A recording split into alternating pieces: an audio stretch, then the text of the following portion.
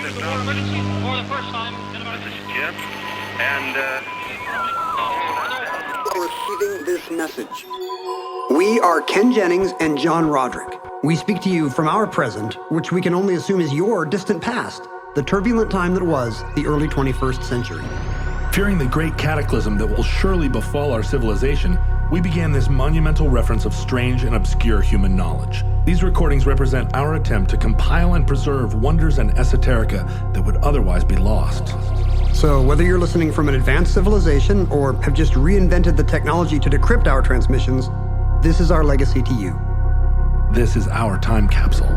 This is the Omnibus.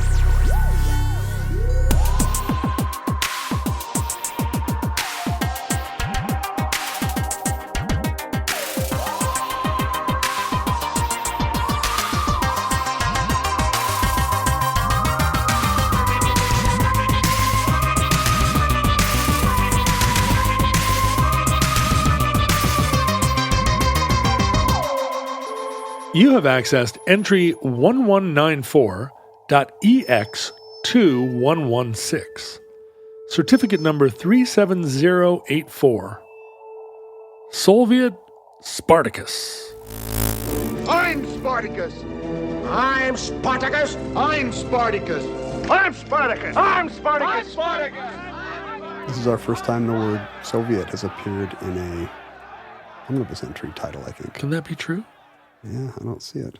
But and it's Soviet, not Soviet, because I'm the one typing it in today. Right. You missed your chance. You can say Soviet, but what are you going to do? Well, for the record, do you feel like the word is spelled Soviet but pronounced Soviet? Yeah. Oh, okay. It's like a salmon. It's a salmon, but it's not a letter you don't pronounce. It's a missing letter you do pronounce. Yeah. What would be so it's the opposite of a silent letter. It's a noisy non-letter. Yeah, there surely are those. Are there those?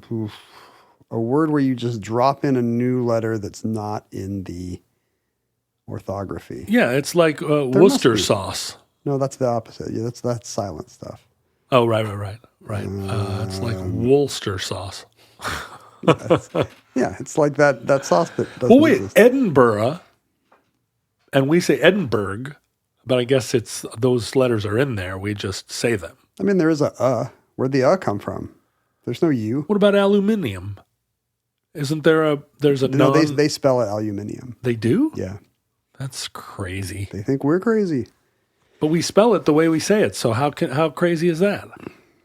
Well, we both spell it the way we respectively say it. Well, yeah, but they spell it wrong.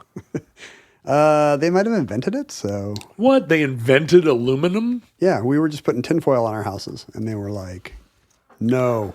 I don't believe that's true. I think there was a turn in the road of history where England, and Europe stopped inventing things, and we just invented everything. Yeah, but aluminum came in under the wire before that. Dang it. John, do you like Roman gladiator movies? Do I? I don't know. Yeah, I guess. I mean, I don't. I have to say, of all the genres of movies I'm very open to, like those sword and sandal epics of the mid 20th century, maybe interest me the least. Well, how do you feel about Russell Crowe's Gladiator? Didn't like it when it came out. Is that right? I didn't. How do you compare it to the one where Mel Gibson paints his face blue and goes arg? I guess I liked Braveheart more, and Really? I don't know if I can articulate why. I don't think evidence supports that conclusion now. If you watch both movies in a film festival tomorrow, That's a pretty big if, because I have not seen either one since it came out. I think you'll find that Braveheart is more cringy than Gladiator. Braveheart has the homophobic stuff. You know, at least Gladiator is directed by Ridley Scott and not by a psychopath.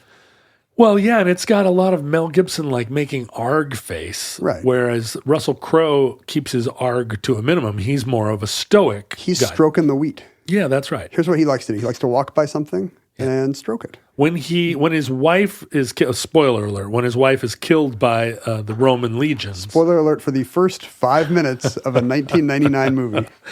He reacts with a lot of passion, so much so that he has like boogers. Is that what you like when action stars have boogers? Well, it was one of those where he was acting so hard that he produced like a runny nose with his acting. And Ridley Scott was like, don't cut it. Don't cut. That's the shot, the runny nose shot.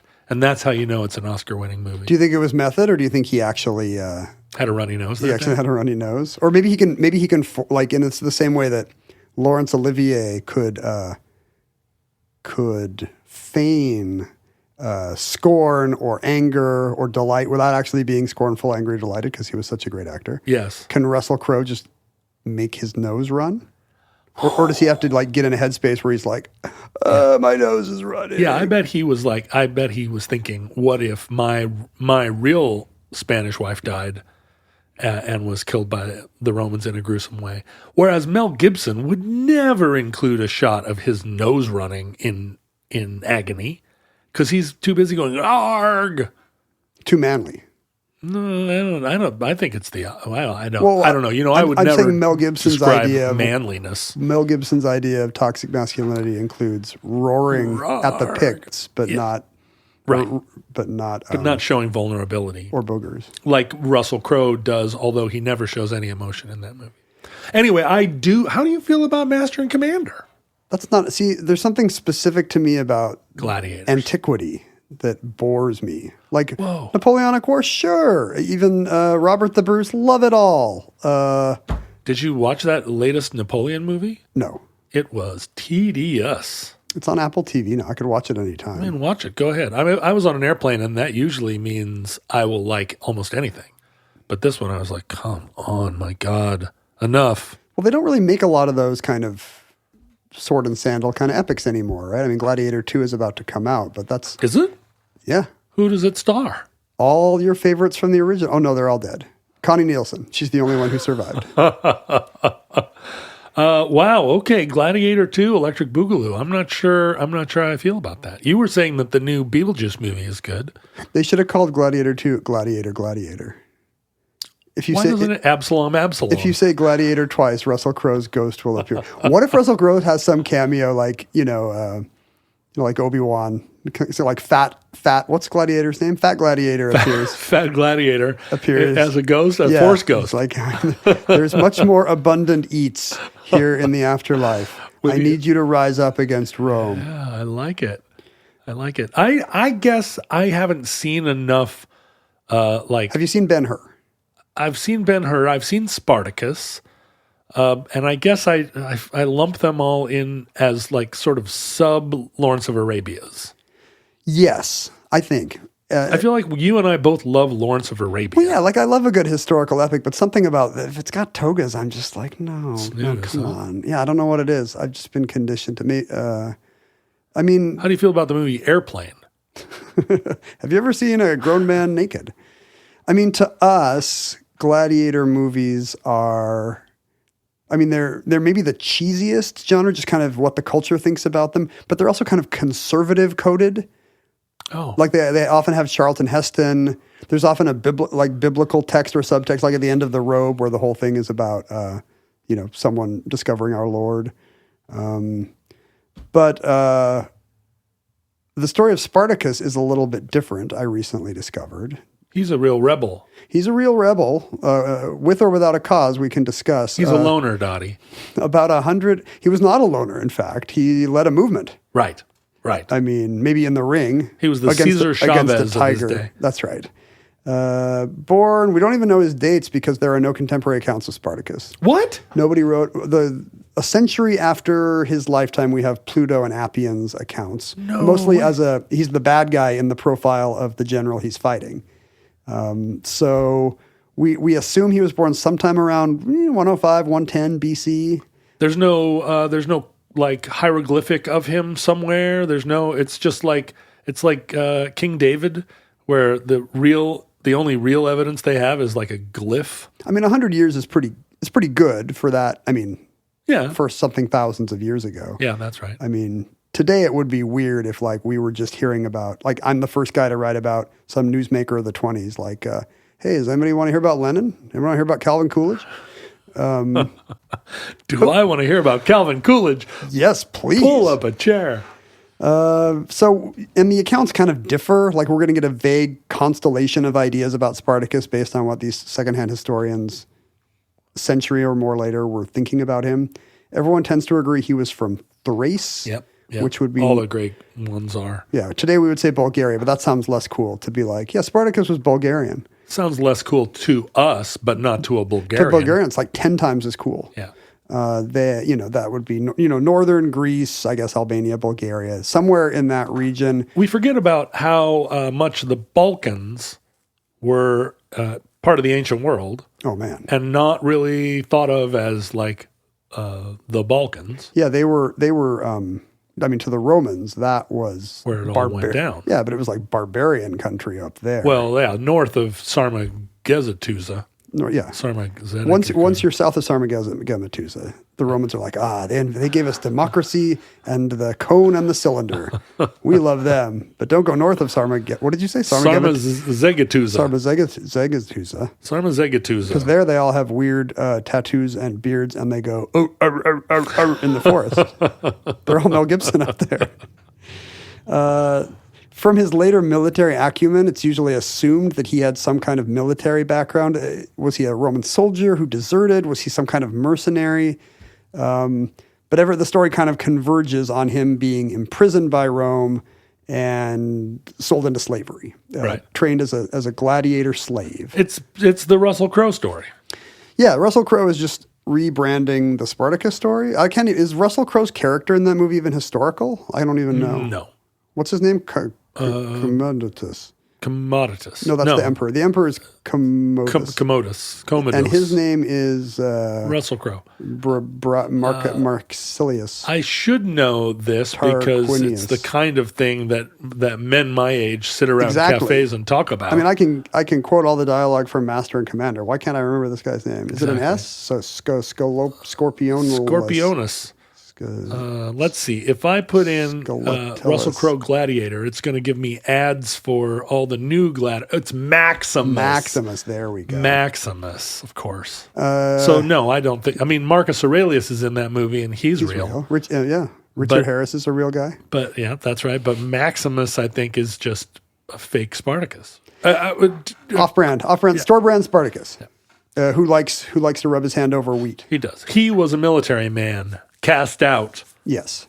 And so there's something of that in Spartacus's origin. But really the story picks up with him as a slave, and his origins are kind of vague. And, nobody ever comments about this because, in the period writings, because slavery was just a huge accepted part of the Roman Empire. So nobody's debating it or its implications. That was just the basis of their culture was equality is the exception. It was the basis of all human culture. The fact that in Rome, in particular, I think, the contrast between the free and the non-free is what gave the free what gave their dignity and their validity is, we're one of the few. It's why they could paint all those vases. Yeah. And so they're used to this kind of, servitude it surrounds them. It's traditional. It means they have you probably have a live-in maid and a field hand, basically, if you're above a certain status. And these people have no rights whatsoever, lower than freed criminals. Nearly all are prisoners of war. Yeah, that's right. They're all from Thrace. They're all from above Sarmazegatusa. Yeah, they're I was going to say Celts and Gauls, but no, Celts and Gauls. Celts and Gauls. Celts and Gauls just coming out of this is even yours. Pre-Slavs, right? No. There were Slavs around. Maybe were they called something else? They were called Protoslavs. Yeah, they were Protoslavs. They were kind of congealing up in the mountains up there, up in the Carpathians somewhere. Yeah, what they were Goths and Visigoths. Slavs and Visislavs. Celts and Visicelts. Calcs and Visicalcs. No, the Slavs weren't there yet. The Slavs were still off in Slavitude. In Slavovia? Yeah. In Slavitude. So like a single war, suddenly you got 75,000 new slaves, and this is what really powers the Roman economy. Like many economic booms throughout history, could not have been done without forced labor. Spartacus is one of these guys, and his story gets interesting in 73 BC when he, fed up apparently with his gladiatorial pursuits and the dangers and strictures of that life, he leads a big revolt. Some of his fellow slaves, they problem with gladiators is you give them short swords and shields. Yeah, that's right. As we learn in the movie Gladiator. They sure do, and they train them. They make them do push-ups. Hey, this is how you kill a tiger and somebody else. Jimon Hunsu. Yeah, a Visigoth. Yeah, and then Visa, Jimon Hansu. And these guys, they have weapons, they grab kitchen implements, they force their way out of the slave quarters by night and kind of spend a little bit of time plundering the region around Capua. They're now bandits, Also, living by their wits. Really, we've lost Plundering? a lot of plundering. So plundering a whole region. Yeah, plundering, banditry, even. Living by your wits now is, I don't even know what, day trading. Well, you get an everyday carry bag that's got Q-tips and mints in it. So it's a small group. It's less than 100 men.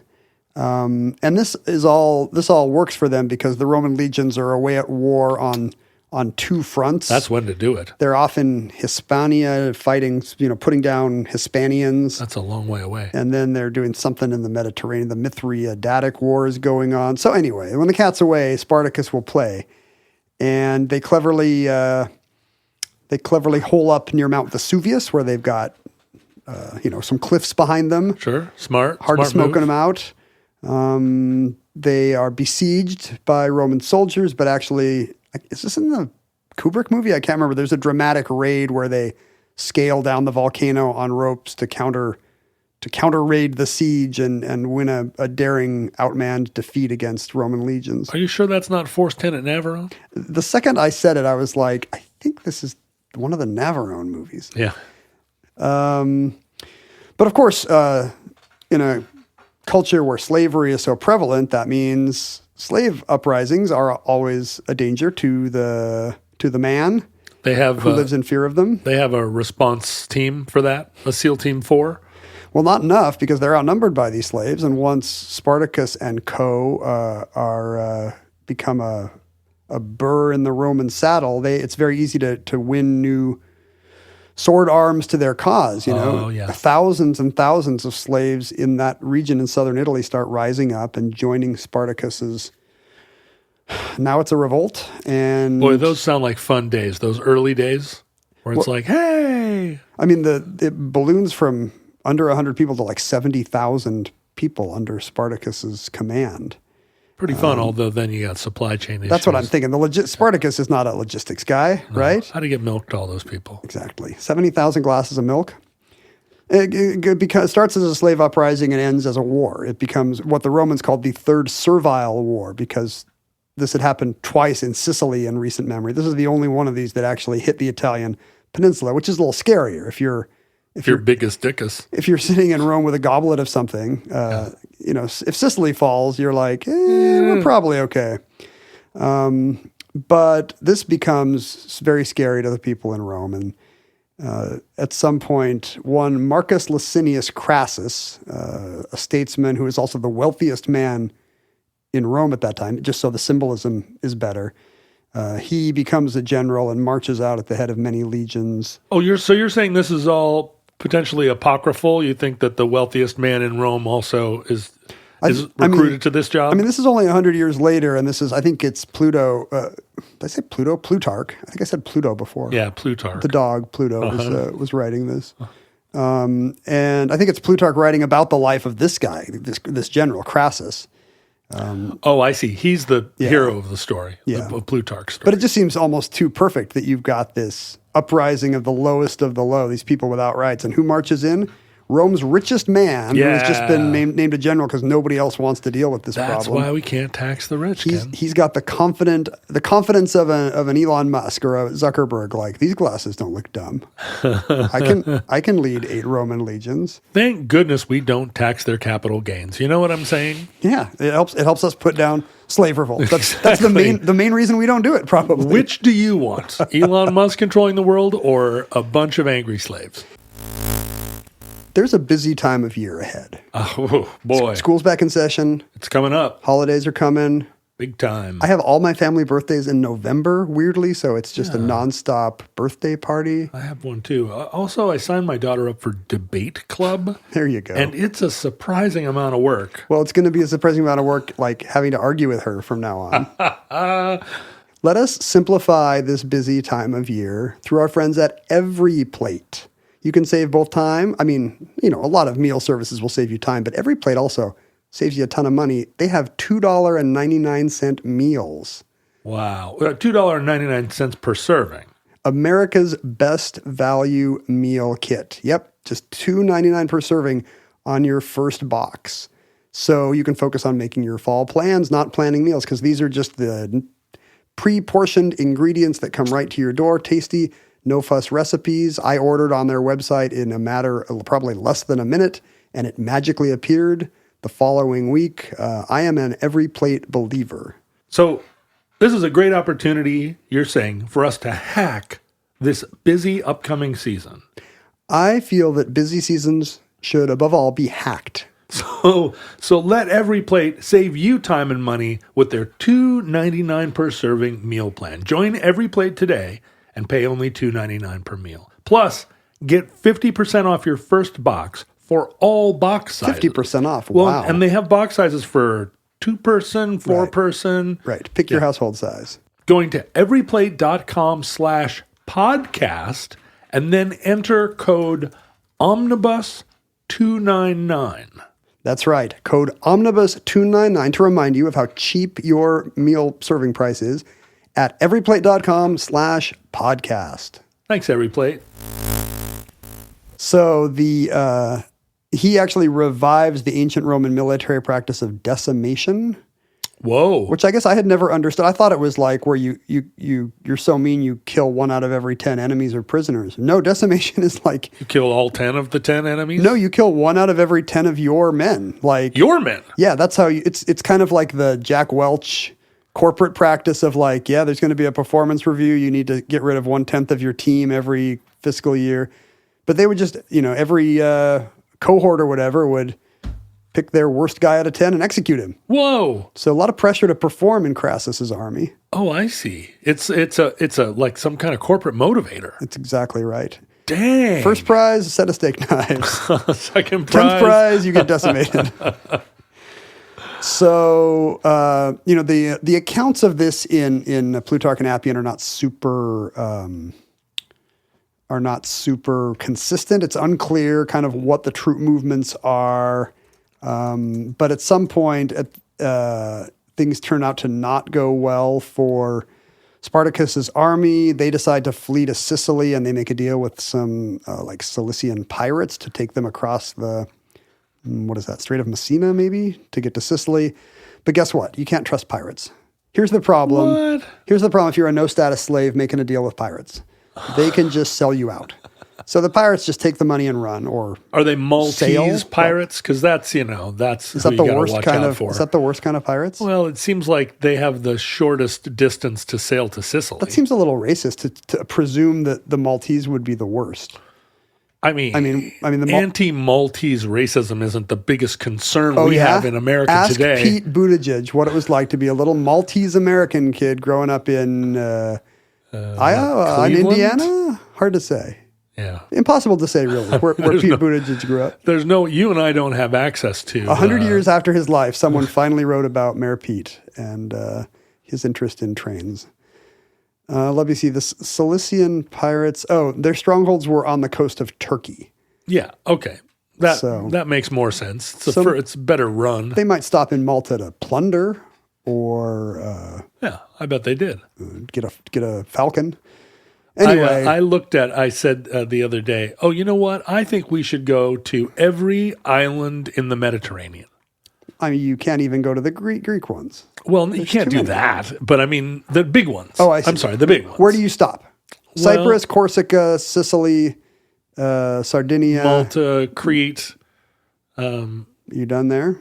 Well, Corfu's not an island. Oh, no, it is. It is, but I don't know where. Crete is really the only Greek island that's all that big, right? Is Corfu big? I mean, Corfu's bigger than Seattle.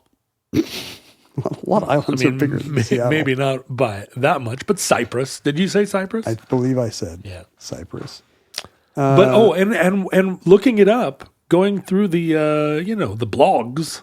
That's how you do travel research. It was like, tell me more, blogs. I would open an atlas, but okay, go to the blog. No, the consensus among bloggers seemed to be that Malta was the undiscovered. Malta is the place to go. Cool spot. They were like, Cyprus and Crete, those are fine. You know where Rhodes. I've always wanted to go in Malta, which is kind of weird. The fake town that Robert Altman built for his Popeye movie Right. is dilapidating in Malta somewhere. I'd like to see that. Yeah. Yeah, right. It's like going to Hobbit Town, except Yeah, exactly. Except it's in really bad shape.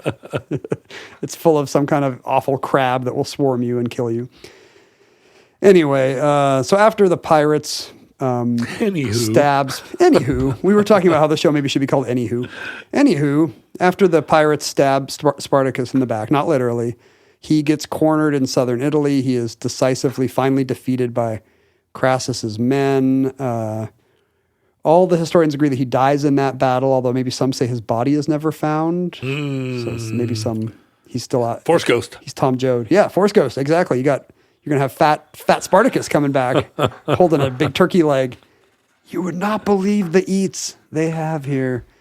And of course, the ending of the Kubrick movie is taken from the actual histories. There were 6,000 survivors of the uprising that were taken prisoner and then were all crucified on the Appian Way back to Rome. 100 miles of dead slaves. Man, that's a drag. Just to remind you, if you're a slave especially, maybe to keep your head down and don't go stealing kitchen knives. I mean, look, I'm not the Gen X guy that's going to tell like millennials, hey, could be worse.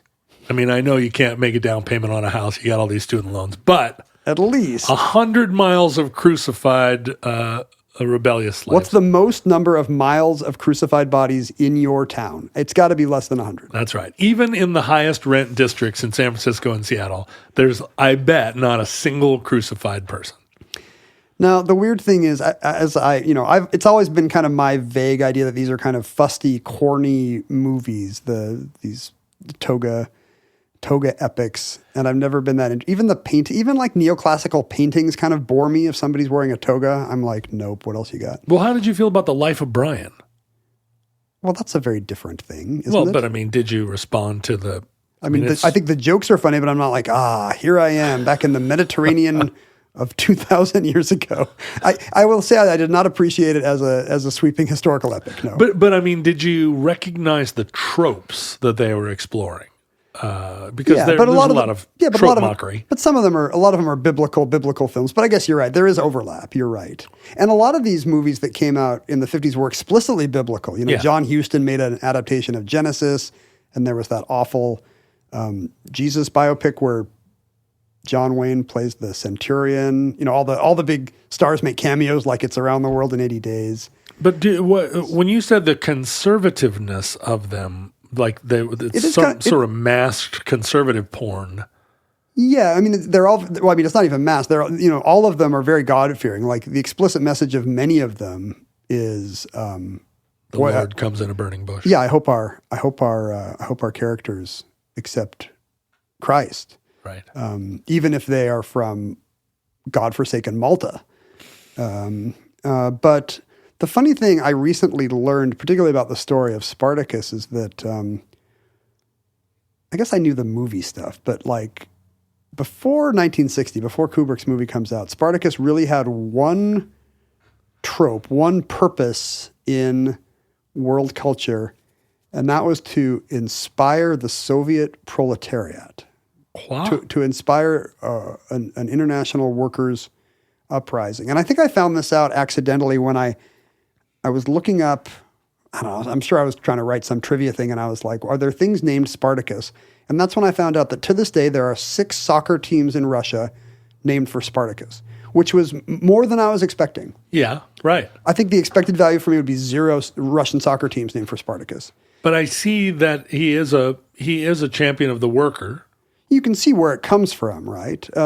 There's 12 to 15 more soccer teams named for Spartacus in the former Soviet sphere, Hungary over to Tajikistan or something. Well, now that you mention it, of course, the Soviets, or the Russians rather, always saw themselves as an extension, like the Roman Empire, the last surviving Roman Empire, right? They saw themselves as the inheritors of the Caesars. Yeah. I see. So if you overthrow the Caesars, the Tsars, that's right. That makes you like Spartacus, a slave, a gladiator hero of antiquity. Yeah, that's the analogy. Yeah.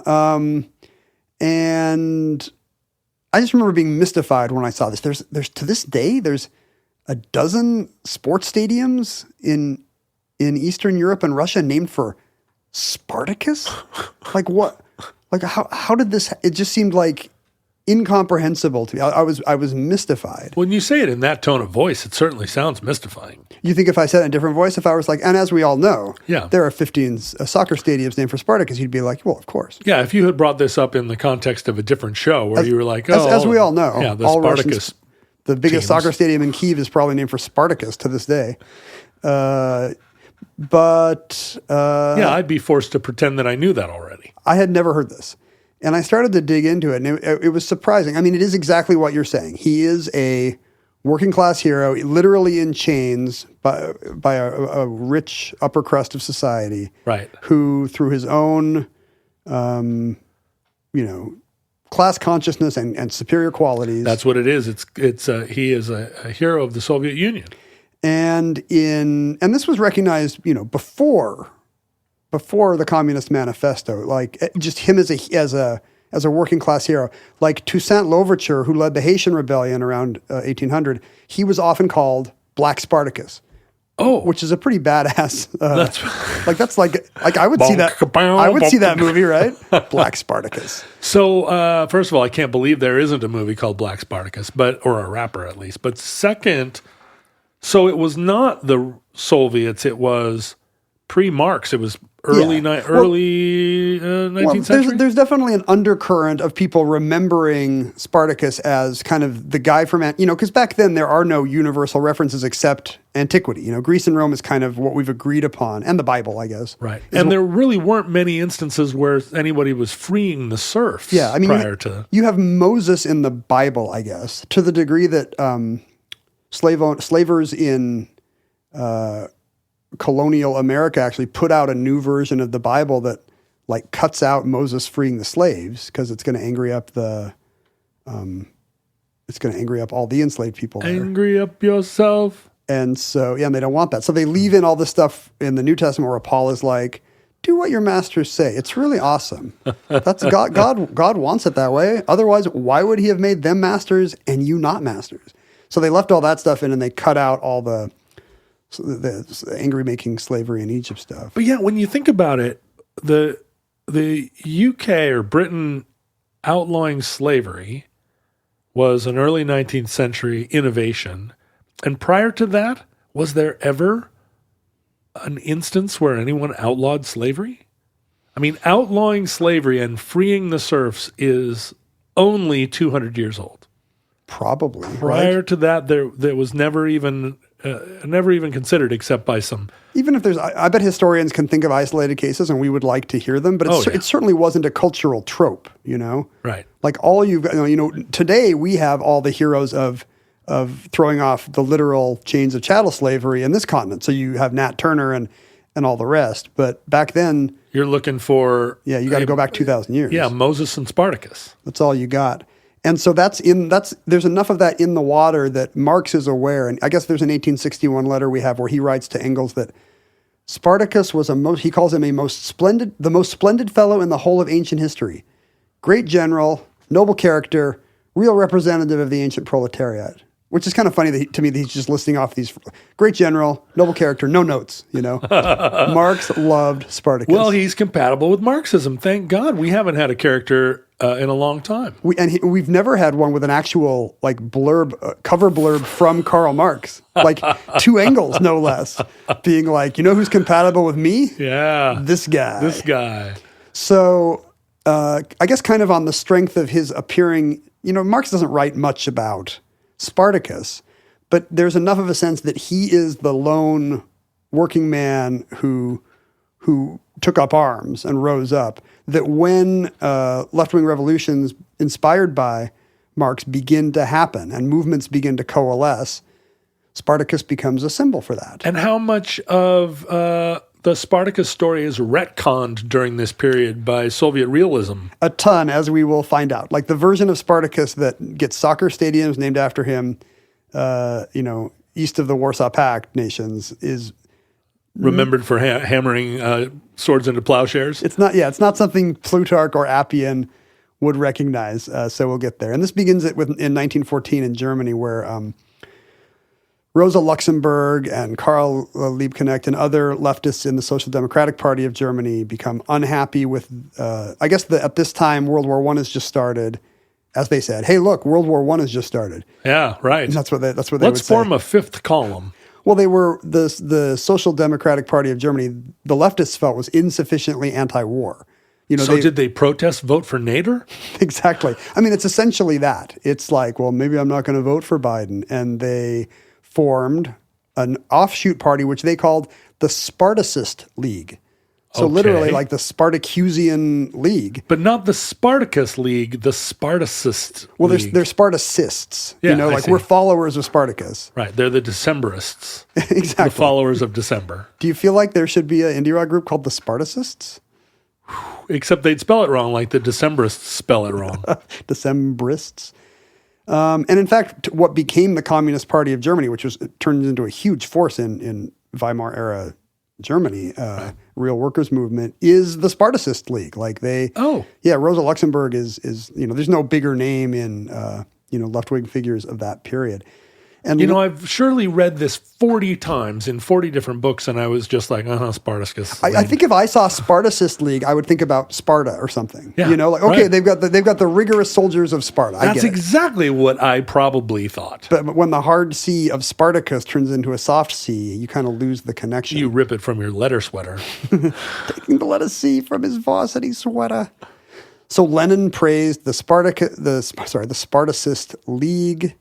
And you can see why they are reaching back. If they want historical antecedents to their movement, because that was Marx's claim. Not just that we need to rewrite history; it's that all history has always been a story of class struggle. Right. And that might lead to the inconvenient question: please show your work, Karl Marx. In what ways was antiquity the story of class struggle? And those stories did not get written. So what you're left with is Marx being like, well, duh, Spartacus. Yeah, exactly. So he kind of becomes the poster child of, like this kind of revolutionary thought has always been happening. Check out, if nothing else, check out Spartacus. Then after the Russian Revolution happens, Bolsheviks take power, the last Caesars are gone, and they need iconography. The Soviet Union it's not a nation that has ever existed before. It's inventing its symbols from the whole cloth. And at first they have Alexander Pushkin, the 19th century Russian poet. He's kind of the symbol of he's the spirit, the national spirit, but he's not pan-Soviet. He's particularly Russian. Yeah. Armenians and Kazakhs are not going to flock to the banner of Alexander Pushkin. Well, that was the problem with blonde girls in head kerchiefs carrying like sheaves of wheat. It didn't really resonate with the Kazakhstani. Yeah, when you think about Soviet art, I think it's grappling with this problem. Like, who is not purely Russian, and who do we got? We don't have a deep bench. We're a brand new movement. So you get, muscular men with sledgehammers, right? And women on tractors. It's fascinating to watch the common people, socialist realism people. Or Soviet realism evolve, because after they really started to feel like their job was a global movement, you'll see these murals where that's like a UNICEF. Suddenly there's an Asian person and one black person. And they're like, no, this applies to everyone. That was the dream. That was the goal, world revolution. And so needing a bench of symbols when you don't have one, a lot of times they would just go with these kind of common man, anonymized, we're all the hero thing. But people like statues, They sure do. And the mistake that got made often was, well, it'll be, we now associate leftist art with big heads of Lenin and Stalin and Mao, often installed by Lenin, Stalin, and Mao. It was people creating their own cults. Or the citizens of Fremont, the nuclear free zone. So in this case, in 1918, Moscow sends out a list of approved monuments. These are figures who can be on monuments in our new Soviet nation, and one of them is Spartacus. There have been previous, he's a not unfamiliar figure in neoclassical art. He's often muscular and nude and ready for action. There have been Spartaci. There have been many Spartaci, or Spartaci, perhaps. You can always kill him with some Sparticide. That's probably what Crassus did. Just to spray some Sparticide all over Vesuvius. And what has already happened, just to duck back a little, is in 1874, there was an Italian novel called Spartaco, which kind of brought his story to life with kind of a Garibaldian 19th century revolutionary Enlightenment vibe. You know, he becomes an Italian-coded militant. Sure, of course. And this book has really caught on in revolutionary circles. So, you know, every library in the new Soviet Union has copies of Spartaco. Everybody's reading Spartaco. It becomes a play in 1920 in Odessa. In 1926, they make a film. These are all called Spartak, interestingly, like because that's the Slavicization, Spartak. The film sadly does not survive, so we don't really know what their take on the Italian novel Spartaco was. But in Lenin's speeches of the 20s, Stalin's speeches of the 30s, sometimes Spartacus is quoted, is cited specifically by name as a guiding light or a beacon of their movement. Stalin loves Spartacus, you know, maybe not a point in his favor, but spoke glowingly of, you know, how the revolutions of antiquity have all been leading to this moment, you know, like we're the result of 2,000 years of struggle. Think about Spartacus. Right. And as you've already hinted, that's a bit of a retcon, but well, let's run with it for a second. Sure. This catches on in a big way. Streets and squares and hotels in every big Soviet city start to be renamed for Spartak. Spartak Lane leads from Spartak Square to the Spartak Community Center. We're going to put in the Spartak swimming pool, Spartak Stadium, where the Spartak, you know, and a lot of these never got decommunized because, you know, in the 90s, once the list came out of, hey, if something's named after Stalin, it's got to go. Spartacus, sure, you know, his connection with the movement had, you know, it was always multiple degrees of Kevin Bacon or Kirk Douglas, I guess, in this case. And so nobody was too troubled about, well, we got to rename all the soccer teams in Hungary that are named for Spartacus. Well, did anybody convert Spartacus into a hero of the like oligarchic recapitalization of the new Russian Federation? I don't really think that has happened. Like did they say, yeah, we've overthrown our gray suited masters? I mean, it's a couple paragraphs in Plutarch, the weird series of circumstances that had to happen for that to become a symbol of a 1920s political movement seems unlikely to be repeated in the 90s or 2000s. Although it did happen, as we'll see, in the late 50s, early 60s. But, you know, you have to remember that Spartacus was a popular baby name. People were naming their babies Spartak, and perhaps their kids were Spartakovich. So we're talking about boomers. Boomer baby or greatest generation, Soviet greatest generation, and then probably boomers. You know, the fact that it was naming basketball and soccer teams well into the era of the invasion of Afghanistan, you know, makes me think that it was still a symbol in the back of people's minds, and you would see statues and postage stamps and murals. Do you think that there are Gen X Russian kids named Spartacus?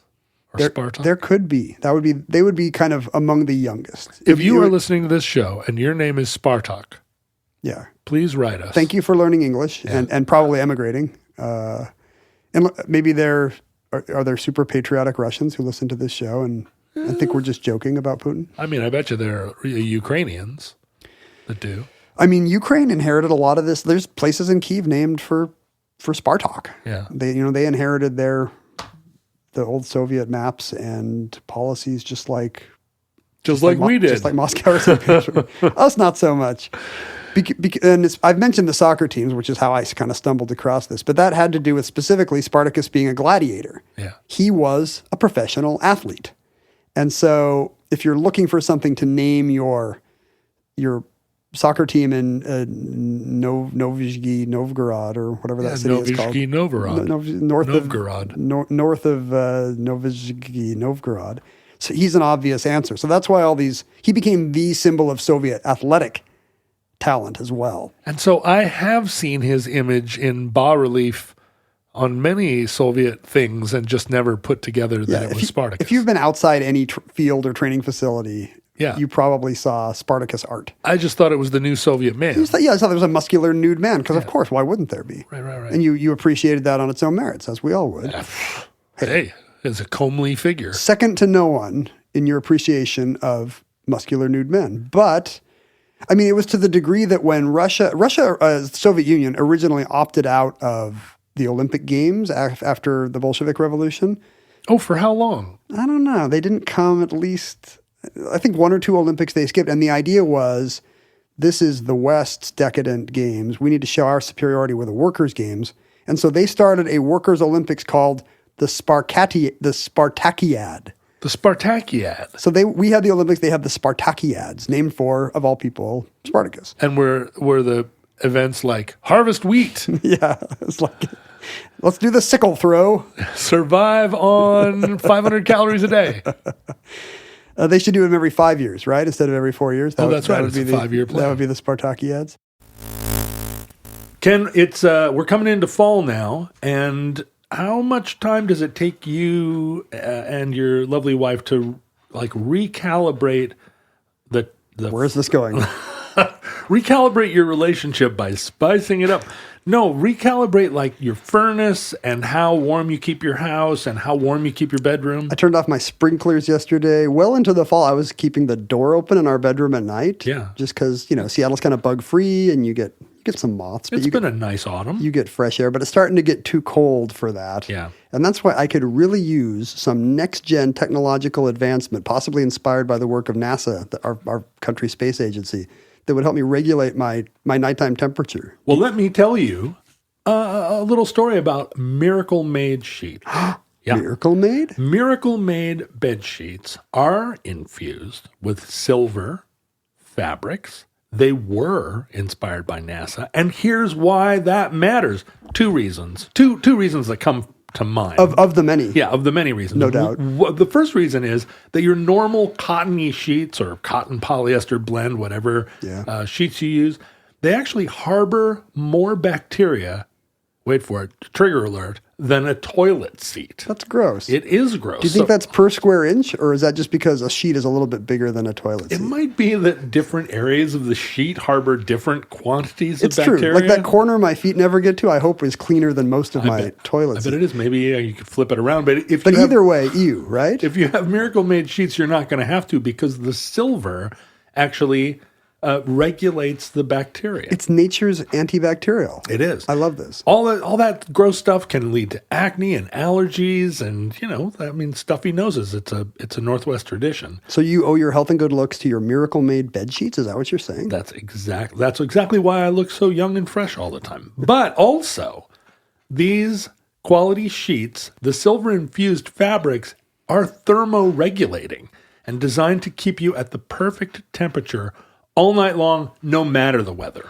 We have received and like our Miracle Made sheets, but I just saw on our Facebook, we had a listener say, I just got the Miracle Made sheets and I love them. Yeah. And I was really happy. I was like, wow, I actually did a service to the universe instead of just, some mindless shilling. Like, people like this stuff. Yeah, they're really good. They're good things. Yeah. So here's what you do. If you want to join one of the futurelings that has already taken the time to go on our fan page and crow about Miracle Made. I don't know why they would kiss up to us if it wasn't true. I assume it's true. They have no reason to kiss up to us because we give almost no benefits or response at all. Yeah, I mean, Miracle Made will pay us for this ad, but it won't pay them to go on Facebook. So here's what you do. Go to trymiracle.com/omnibus. That's trymiracle.com/omnibus to try Miracle Made sheets today. And whether you're buying them for yourself or as a gift for a loved one, if you order today, you can save over 40%. And if you use the promo code Omnibus at checkout, you'll get 3 free towels and save an additional 20%. There's a 30-day money-back guarantee. That's how confident Miracle Made is that you're going to love your first month with their sheets. And apparently, they're free towels. How about that?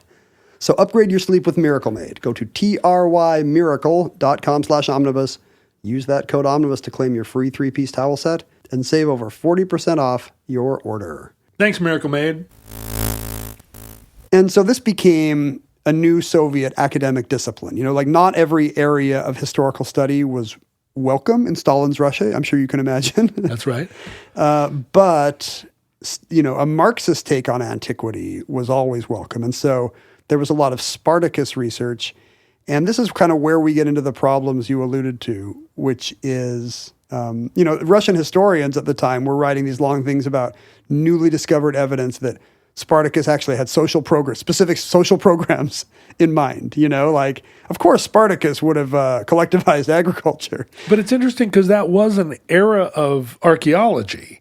So were people actually finding scrolls in Turkish hinterlands, or was it just all? No, I think this is no claim of new evidence. I think this is Soviet-style propaganda. Right. Like as we all know, it's clear that a revolutionary leader of this kind must have had ideas about the collectivization of agriculture. And the problem is that Spartacus. There's no evidence that Spartacus was a social reformer of any kind. All of his actions seem, except for the one time he had South, it gets cornered in the South. All of his actions are consistent with a guy leading a slave army that just want to get out of Rome. Right. Marauders who are headed. Yeah. Can we get to the Alps? Yeah. Can we get to Sicily? Can we get somewhere where we are not slaves? And the writers we have from a century later kind of disagree on what Spartacus wanted. And there is a lot of no, he was a threat to Rome. He was going to march on Rome. And that may just be the paranoia of people in Rome who are like watching Fox News and being like, Portland is burning. When is Antifa coming? When is Antifa going to come to Oklahoma? Yeah, to Dayton, Ohio. And it may have just been that, there doesn't seem to be, and nobody makes any claim that Spartacus was going to upend the social order in any way. Well, you're saying, he wasn't really referenced until 100 years after the fact, so it couldn't have been that great a threat. Yeah, if people were really thinking, boy, and then we came within a second of becoming a slave-run democracy, whew. Right. Somebody would have written it down. The Romans, kind of famous for writing things down. They were among the few who were. So it's possible that it seems most likely to me that he's not actually a Toussaint Louverture figure, except in the sense that he's slashing his masters and burning down Whitey, which is, we're all for that. But, sure. But he's more of a Harriet Tubman figure, He just wants to, get on the road and get out of there. He's escaping. But, again, this was not the Stalin-era take on him. He had to be a good leader of the proletariat. Now, the relation of Spartacus there is an intersection of Spartacus to left-wing American politics here that movie nerds probably know. The reason why the movie of Spartacus exists is because in 1950, an author named Howard Fast was jailed by the House Un-American Activities Committee for 3 months for contempt. He refused to testify, and he had good reason. He was absolutely a communist, wrote for the Daily Worker for decades. Interestingly, later, I had heard of the guy, but did not know that he ended up, I think he was Erica Jong's father-in-law. His son married the author Erica Jong.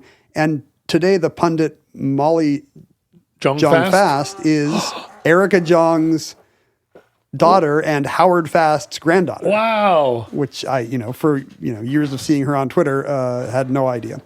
So while he's in prison doing his 3-month prison term for not testifying in front of HUAC, full of left-wing Bolshevik fervor, he writes a novel about Spartacus, really bringing the story to life in the same way that this Garibaldi-era guy did in Italy. Right. He's gonna do it for the modern American working class. And we know Kirk Douglas. Left-leaning. Unlike Charlton Heston, Douglas was Isser Danielovich, Russian Jewish upbringing, still very patriotic, and was always doing Voice of America stuff about democracy is, the greatest freedom, arsenal of freedom, blah, blah, blah. Loved America, don't get me wrong, but was a lifelong Democrat, unlike a lot of these 50s actors. And he was pissed off that he did not get Ben-Hur. He was, the leading oiled down muscular guy of his time. He and Burt Lancaster, I guess. He thought he should have got Ben-Hur. And when Charlton Heston got the part, he was mad. And he knew that, these were the movies that were making all the money. I think he had his own production company.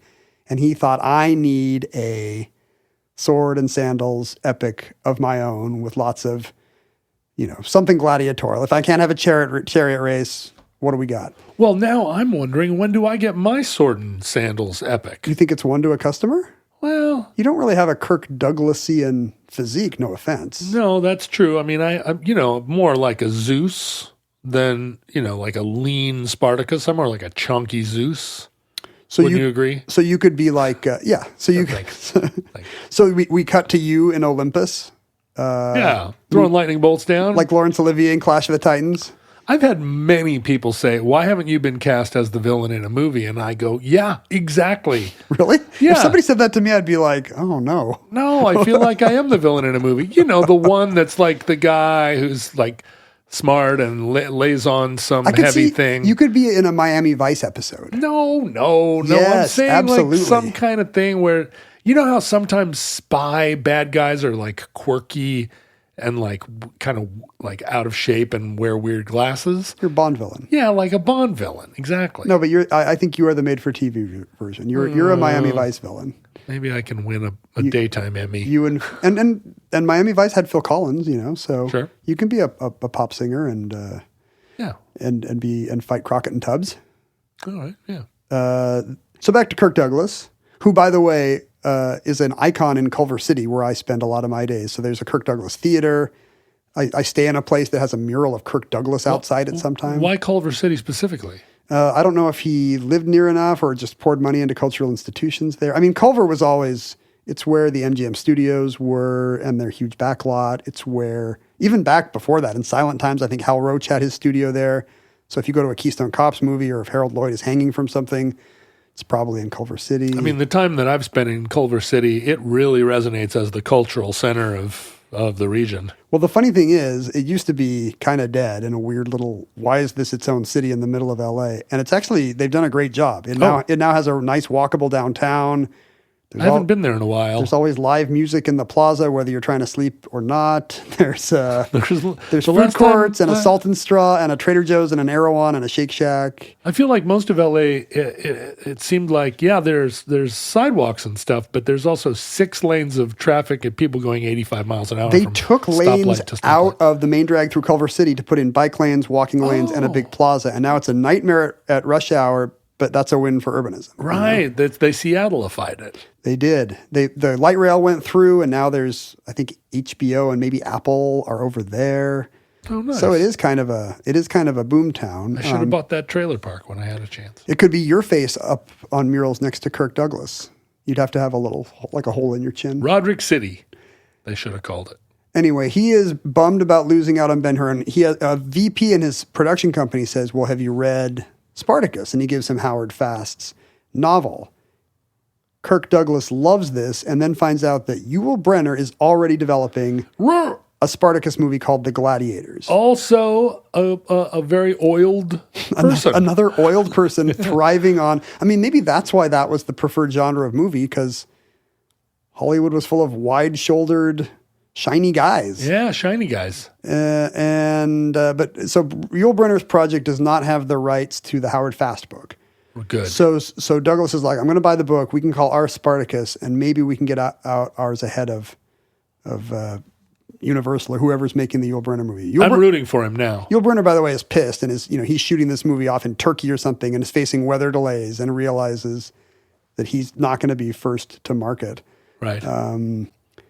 And so Howard Fast, so basically Kirk Douglas is in a hurry. This movie needs to beat Yul Brynner to market because you can't have bald Spartacus.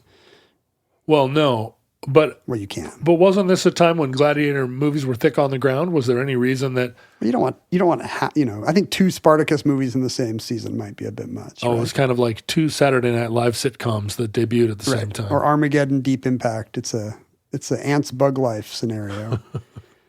So you want to be first to market, and Howard Fast is asked to write a screenplay of his own novel, and Douglas finds it unreadable. It turns out getting this like very doctrinaire Marxist to try to adapt this for the screen is not making for a real lively cinematic experience.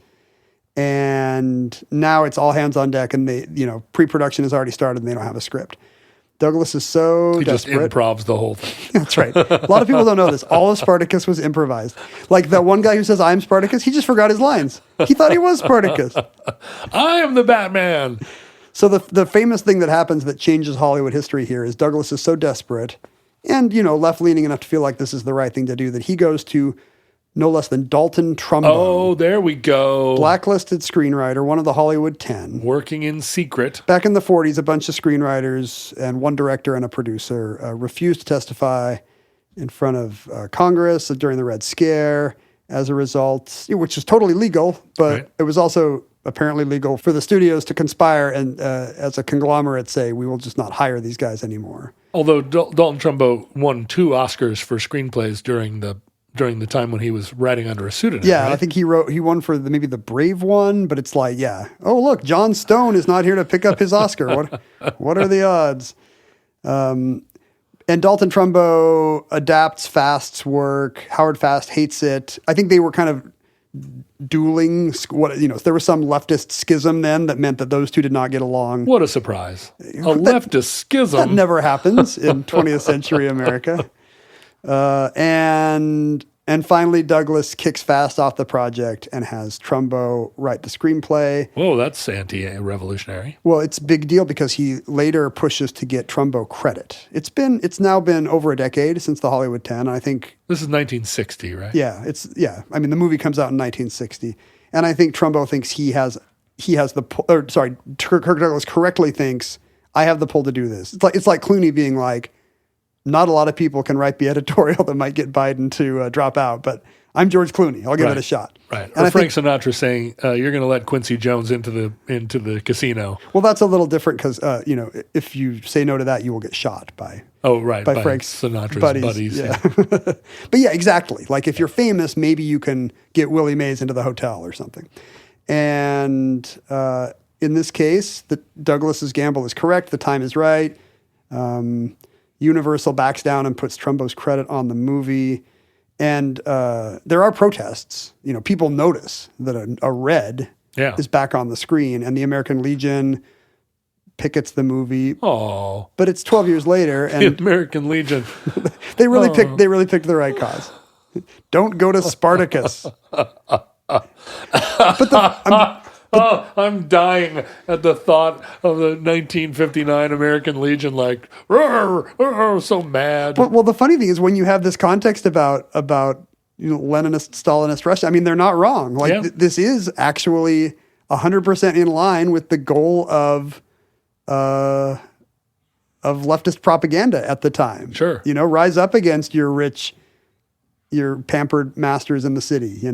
You do have nothing to lose but your chains. But I think President-elect Kennedy goes to see Spartacus in defiance of the American Legion pickets. Probably without a hat on. Yeah, because the person behind him would be angry. He did both things at once. The person behind him in the theater is like, JFK, take off your hat. Well, so that didn't do much to dissuade the American Legion from calling Kennedy a communist. No, I mean, but I think it was a sign that the winds had changed. The Eisenhower era was over, and the blacklist had officially broken. So that's kind of on this side of the Atlantic. That was kind of the lone. That's kind of our lone remaining association of the Spartacus myth with progressive or socialist politics. And in the movie, is there a lot of retconning about, it's just all... Less so, but it's still written by Trumbo. Right. And the American Legion, on some of the merits maybe was not wrong. There is a lot of pro-worker, anti-capitalist messaging in Spartacus. Right. Probably more than, say, The Robe or Demetrius and the Gladiator. So compatible with Marxism, but incompatible with not taxing the rich. Right. Okay. Compatible with Marxism, but also compatible in a friendly way that the president-elect can go to. Yeah, I get it. That's right. And it gave Stanley Kubrick his career. It's not a particularly Kubrickian movie, but Western director Anthony Mann had dropped out very early. I think the Russians looked bad. He was kicked off. Kubrick suddenly gets a chance at a big budget movie, and it changes his career. He's a young guy. He never looks back. Yeah, he's already directed Paths of Glory and he's got Killing. He's got a Kirk Douglas fascination. Yeah, I think that's why I think Douglas knew him from Paths of Glory, and he's like, this guy's really smart and good. Kubrick gets on. So that's how he gets on this big budget movie. It's because it's got studio distribution, but it's kind of a Kirk Douglas production company passion project. A joint. Yeah, it's a Kirk Douglas joint. And so you don't get 12 soccer teams named after Spartacus, but you also don't get The Shining and Clockwork Orange. Well, it seems like a fair trade. Without Spartacus. So there's something for everyone. Yeah. But, you had to endure Eyes Wide Shut. There's actually Eyes Wide Shut reappraisal going on. Are you not here for Eyes Wide Shut reappraisal? Well, I hadn't been following all the latest rushes on Eyes Wide Shut being actually good. What's the reappraisal? That it's actually good. Huh. I'm still waiting for the Braveheart. Not so sure. Braveheart reappraisal. And that concludes Soviet Spartacus. Entry 1194.EX2116. Certificate number 37084 in the omnibus. Futurelings, just like Spartacus, social media also died an inglorious death. It's crucified on its way to Palo Alto. And yet may still exist in your era in the way that Spartacus's memory lives on. If so, as a sentient blanket of kelp or a Pacific garbage patch that has gained self-awareness, you can search for us on Facebook, Instagram, and everywhere. And apparently Ken is going to be on Instagram soon with a hijacked Ken Jennings avatar. I don't know. Some corporate version of me. It'll all be AI. Yeah, and you can search those places for @Omnibus Project, and there are things. Also, you can find us individually at Ken Jennings and at John Roderick. I sometimes now will post little things on threads just because I miss getting comments to the effect of, well, actually, the American government is a dictatorship or whatever it is that I need to be explained, have explained to me by someone much younger. You can email us at theomnibusproject@gmail.com. And in particular, do not email us if you have a complaint. Go to the Futurelings site on Facebook and register your complaint with our many apologists there. But there are also many people that will fight to have us unseated, even though they listen to every episode 4 or 5 times. They also want us to be crucified on the Appian Way. Even that guy on the Apple Podcasts app who thinks we're too racist against white people, even he gives the show 5 stars. Well, but then he's like, but why do they hate the white race? I agree that you should get 5 stars for hating the white race. we hate the white race, and we have 5, and the show's worth 5 stars. That deserves many, many stars. Yeah. Well, also just the general informative nature of the show and the sort of chatty bonhomie that we have. I mean, that's fine too, but face it, most people come here for one reason: to hear about... To hear you opening the mail. To hear the white man put down. You can mail us things at P.O. Box 55744, Shoreline, Washington, and it's unclear what the current zip code is. I think you should send it to 98133. Well, here's the problem. Somebody appears to have sent this. I think I caused a problem. Yeah. Somebody sent this to 98153. And yet it made it.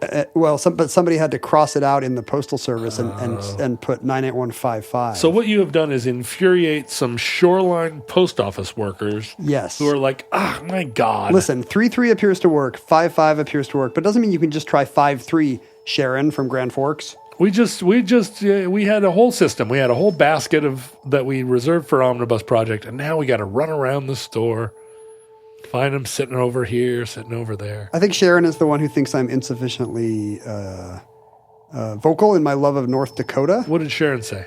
She sent me a postcard about London. Did you notice that North Dakota?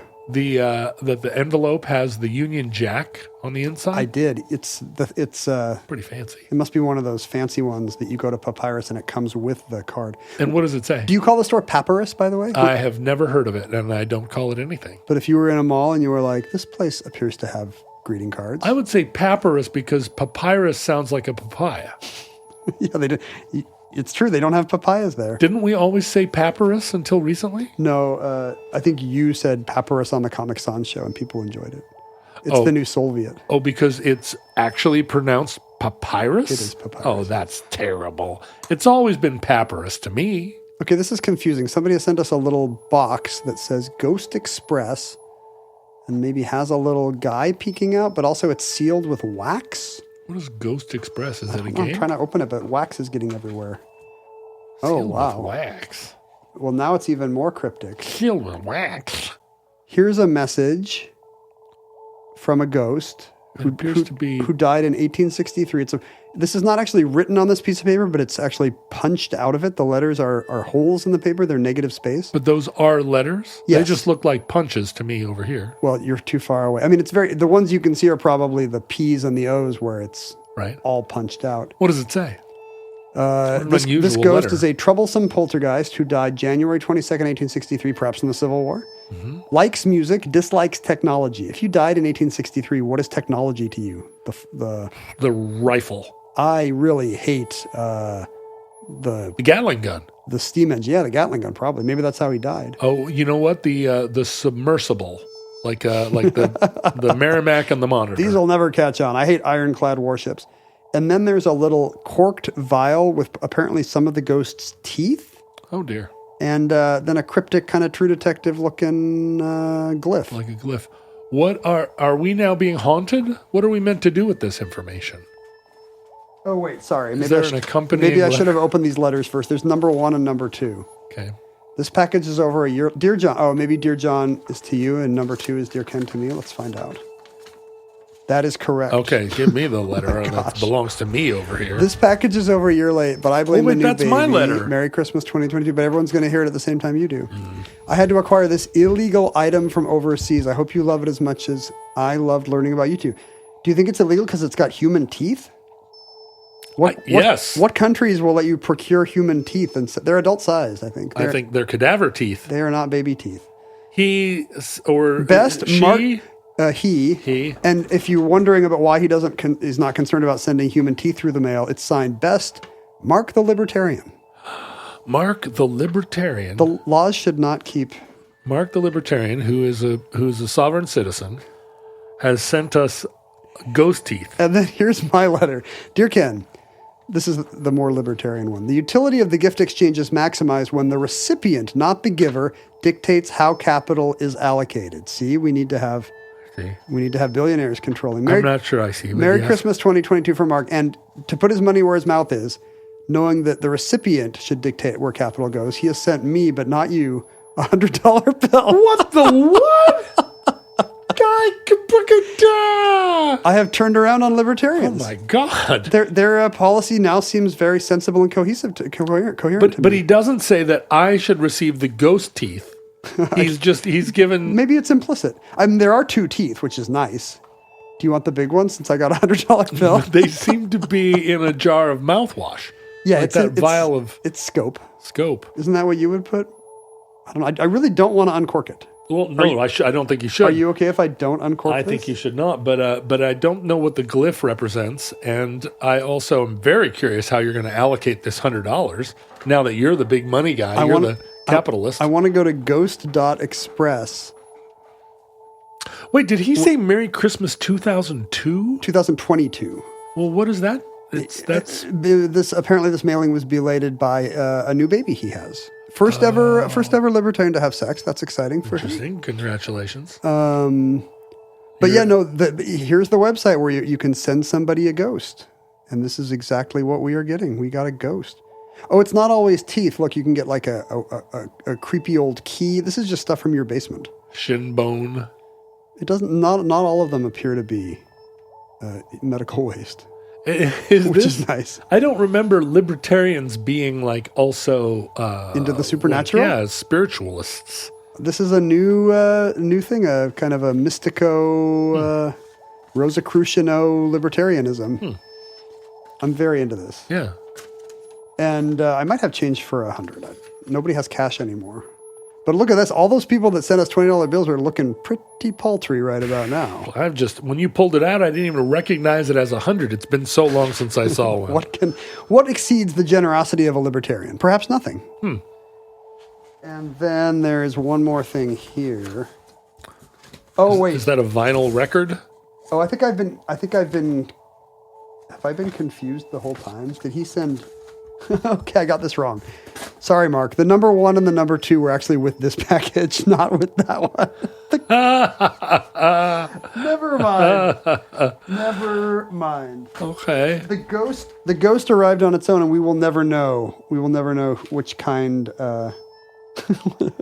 we will never know which kind listener sent that. Wait, the ghost has no connection to the libertarianism or the $100 bill. No, sorry. Wow. I need to retcon all of that. That must have been very confusing for Mark. What? He's like, how did my package change in transit? No, I just misopened these all at the wrong time. No, Mark actually sent us a $100 bill to me, and then jointly a copy of former Omnibus topic, the Gray album by look at that. Danger Mouse, the Jay-Z Beatles mashup that we talked about.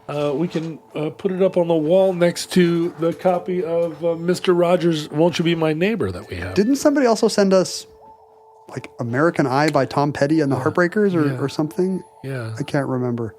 Well, we can add this to the Omnibus vinyl collection. Mark, I apologize for for attributing you to the ghost teeth. But thank you for the mashup record.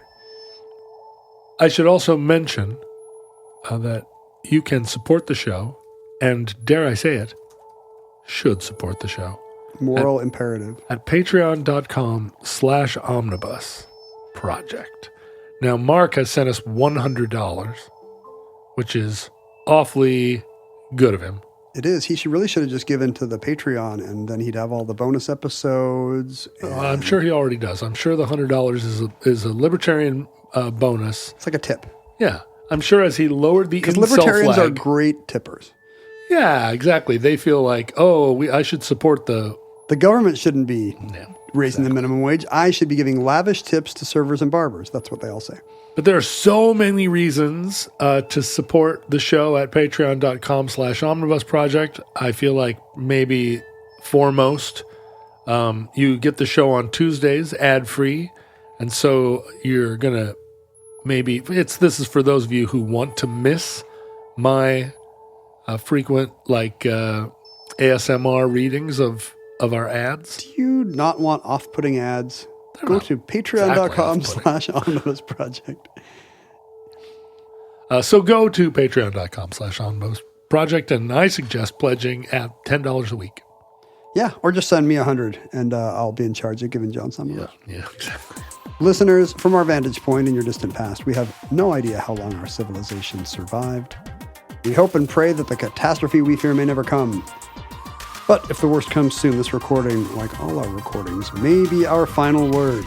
But if Providence allows, we hope to be back with you soon for another entry in the Omnibus.